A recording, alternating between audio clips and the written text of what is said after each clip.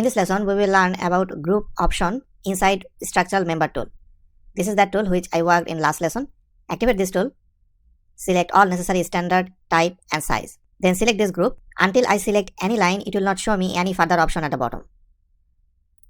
Select few lines. I took total 4 lines inside this group 1, which is showing inside this path segments. Now if I want to take more line inside group 1, select this line and you can see it is not taking that line. Because there is a certain condition it has to meet when you will select any line. There are total 2 different conditions. First one is all line has to be continuous or all line has to be parallel. In this case, all lines are continuous. In this situation, if I select this line, because this line is not continuous with all of this line, I cannot take this line inside this path segments. That's why it is not selecting. So in this situation, I have to create another group.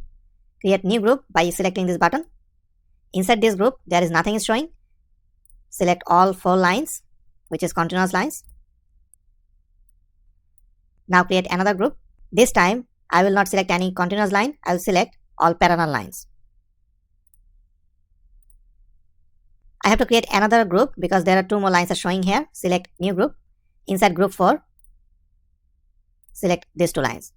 I will be able to select these 2 lines because these 2 lines are continuous lines. Now press OK and this is my structure. If you want to edit it, select it, go edit feature. Now one important rule you have to keep in mind. Whatever you are saying after this group box, it will affect only on this group 1 because I selected just only group 1. If I select group 3 and if I change anything inside these properties, it will affect only on group 3.